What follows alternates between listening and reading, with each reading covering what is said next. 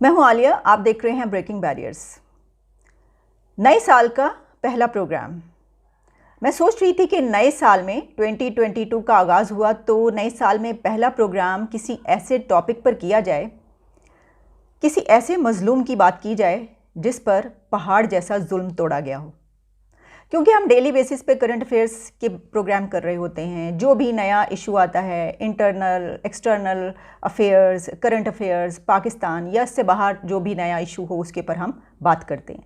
लेकिन कोई तो ऐसे टॉपिक पर भी बात करे, कोई तो ऐसे लोगों की भी बात करे जो तारीक राहों में मारे गए हों, जिनको ऐसी काल कोठरियों में डाल दिया गया हो और उनका गुनाह कोई भी ना हो। आज मैं एक ऐसे ही इंसान की बात करूंगी जिसके ऊपर इस मुमलिकत, इस रियासत और इस रियासत के लोगों ने, इस मुल्क के लोगों ने पहाड़ जैसा जुल्म तोड़ा है और अब वो एक मिसिंग पर्सन बन चुका है। कोई उसको याद तक नहीं करता, हालांकि वो एक फुल ब्राइट स्कॉलर है। मैं बात कर रही हूँ जुनैद हफीज़ की। क्यों ना आज हम जुनैद हफीज़ को याद किए लेते हैं काफ़ी अरसे के बाद। जुनैद हफीज़ जो कि राजनपुर में पैदा हुए, एक ऐसा इलाका जहाँ पर ज़िंदगी की आम फैसिलिटीज़ आसानी से दस्तयाब नहीं होती। कोई बहुत बड़े शहर की मैं बात नहीं कर रही, लेकिन उस छोटे शहर में पैदा होने के बावजूद वो स्टडी में उन्होंने इतनी मेहनत की, वो इतने ज़हीन हैं कि उनको वहाँ पर बहुत अच्छे अपने तालीमी मेयार के बिना पर मेडिकल कॉलेज में दाखिला मिला और वहाँ पर उन्होंने प्री मेडिकल इंटरमीडिएट में गोल्ड मेडल हासिल किया। उसके बाद लाहौर के किंग एडवर्ड मेडिकल कॉलेज में एडमिशन लिया और यहाँ पढ़ते रहे। लेकिन फिर उन्होंने मेडिकल को खैरबाद कह दिया क्योंकि उनका इंटरेस्ट इंग्लिश लिटरेचर था। गोल्ड मेडल हासिल करके किंग एडवर्ड मेडिकल कॉलेज में पढ़ने के बावजूद उनका इंटरेस्ट क्योंकि इंग्लिश लिटरेचर में था, उन्होंने उसको छोड़ दिया। गो कि वो उसको पढ़ाते रहे, लेकिन उसके बाद उन्होंने इंग्लिश लिटरेचर पढ़ने के लिए जैक्सन यूनिवर्सिटी मिसिसिपी में एडमिशन ले लिया और अमेरिका चले गए।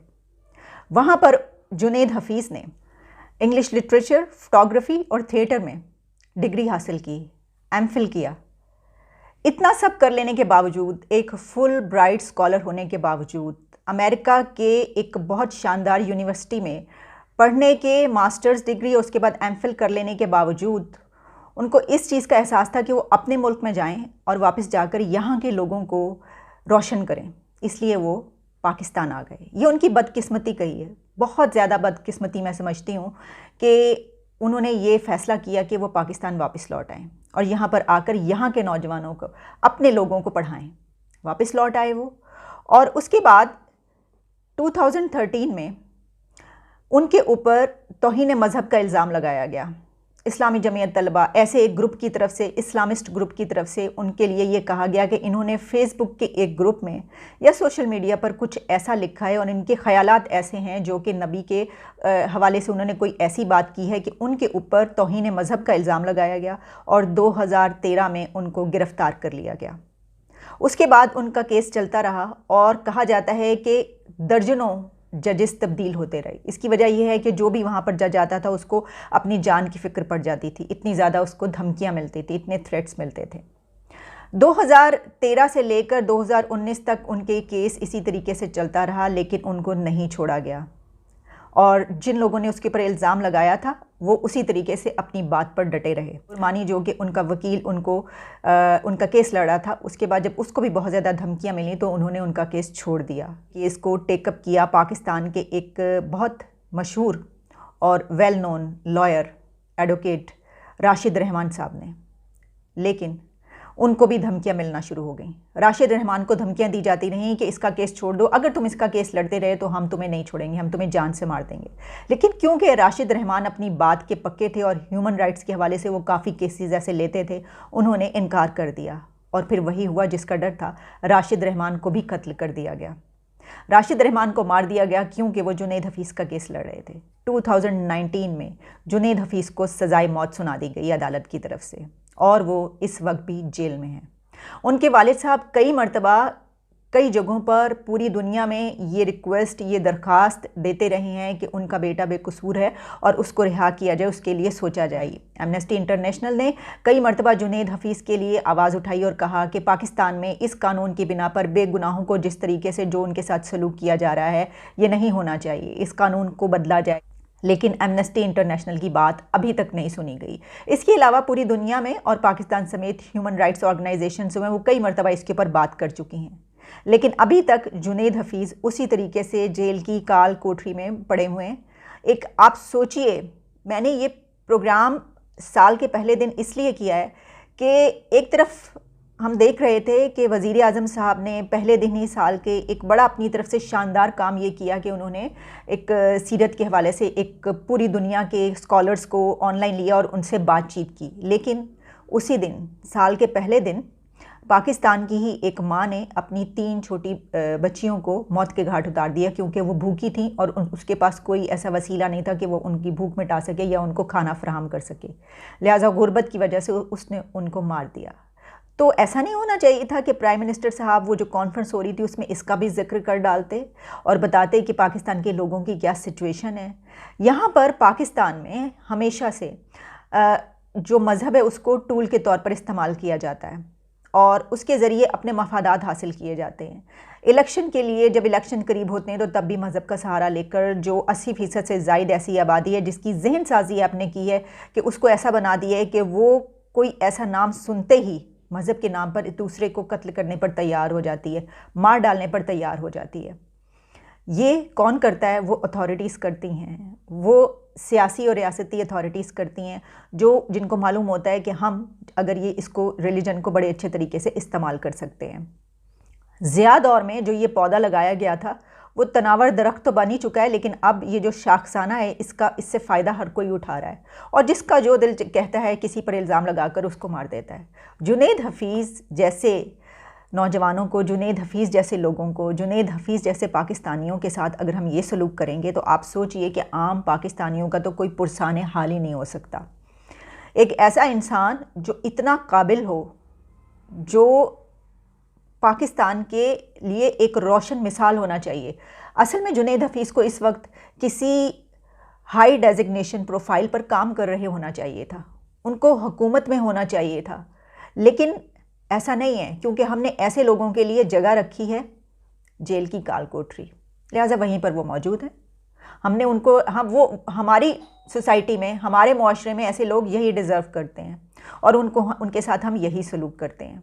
और जुनैद हफीज़ जैसे और बहुत से ऐसे लोग हैं जिनके साथ ऐसा सलूक किया जाता है, जिनको मार दिया गया और जो इसी तरीके से जो है वो अपने मुकदमे लड़ते फिर रहे हैं। मिसिंग पर्सनस की आप बात कर लें, कितनी बड़ी तादाद मौजूद है। ह्यूमन राइट्स के ऊपर हम अगर निकलेंगे तो बहुत ज़्यादा इसमें ऐसी बातें करना पड़ेंगी कि जिसके लिए टाइम चाहिए, लेकिन क्योंकि आज मैं इसी एक मौजू पर बनाना चाहती थी, अपना प्रोग्राम करना चाहती थी, ये वीडियो बनाना चाहती थी कि एक मरतबा तो और उनको याद कर लिया जाए।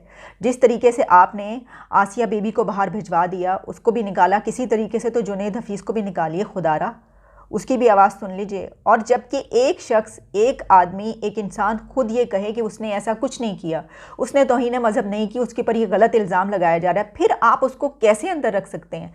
ये अनबिलीवेबल है कि आप अगर तो कोई ये कहता है हाँ मैंने ये किया है तो आप उस जुर्म पर उसको सज़ा दीजिए, लेकिन अगर कोई शख्स ये कहता है कि उसके ऊपर गलत झूठा इल्ज़ाम लगाया जा रहा है तो आप ज़बरदस्ती उसको इस एक जुर्म की भेंट क्यों चढ़ा रहे हैं? ये सोचने वाली बात है। और मैं अभी एक वीडियो देख रही थी, उसी वीडियो पर अपने इस प्रोग्राम का मैं इख्तिताम करती हूँ और उस वीडियो में ये दिखाया जा रहा है, नई सोशल मीडिया पर वायरल हो रही है, जिसमें दिखा रहा है कि एक आदमी, एक ऐसे जहन का मालिक जिसको कि हम जहन साजी करके जिसको हम क्या कहें कि ऐसे लोग कि जो इनका जहन बिल्कुल ज़ॉम्बीज़ जैसा होता है और वो सिर्फ उस तरफ एक नाक की सीध में चलते हैं और फिर वो जैकेट पहन के फट भी सकते हैं सिर्फ एक मज़हब के नाम पर। एक ऐसा ही आदमी, एक उसने जो है वो बॉटल पकड़ी हुई है जो कोल्ड ड्रिंक है उसकी, और उसके ऊपर वो ये कह रहा है कि ये जो टैग लगा हुआ है इसके ऊपर कंपनी का, इसके ऊपर जो है वो ये नाम लिखा हुआ है तो तुम इसको हटाना पड़ेगा। और वो कह किससे रहा है? उस ड्राइवर से जो कि वो गाड़ी लेकर आया है, उस आदमी से जिसका कोई ताल्लुक ही नहीं इस चीज़ से, और वो कह रहा है कि अगर तुमने ये ना किया तो मैं तुम्हें मार डालूंगा और तुम देख लो। वो धमकियां दे रहा है। ये इसीलिए हो रहा है क्योंकि हमने बनाया है, ये हमारे पैदा करदा हैं, हम इनको बनाते हैं, हम इनको पालते हैं, हम इनको बड़ा करते हैं, ऐसे जहनों को हम ऐसी जहन साजी करते हैं।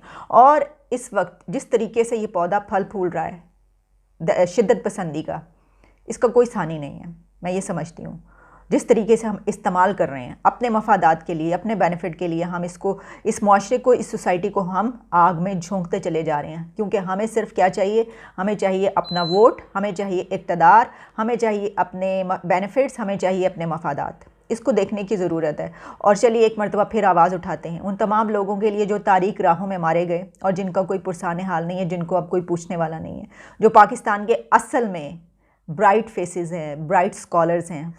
जुनैद हफीज़ के लिए हम कहते हैं कि उसको इंसाफ चाहिए, justice for Junaid Hafeez. We demand justice for Junaid Hafeez. Thank you. दोबारा मुलाकात होगी, आपसे इजाज़त दीजिए। यूनिवर्सिटी रोड पे मौजूद है, दो भाई लड़ रहे हैं आपस में। मैंने इनको रोका कि मसला क्या है, तो क्या मसला है भाई बताओ जरा। भाईजान ये देखें, ये पेप्सी और 7 और ड्यू में ये देखें। अच्छा, ये आप गौर से देखें, मोहम्मद का नाम लिखा हुआ है। ये तो QR कोड है, मगर देखो आप सीधा करके देख लें। अच्छा, ये आप इसकी बात कर रहे हैं? जी जी, ये क्या लिखा हुआ है? ये QR कोड है? नहीं। अच्छा, तो आप इनसे किस बात पे लड़ रहे हैं? मैं इनको ये कह रहा हूँ, कंपनी वाले को दरखास्त दे रहा हूँ कि आप अपील करता हूँ कि ये नहीं करे, ये मार्क हटा दें। आपकी मेहरबानी होगी, नहीं तो बहुत बड़ा जंग होएगा, लड़ जाएंगे, हम आग लगा देंगे इस गाड़ी को।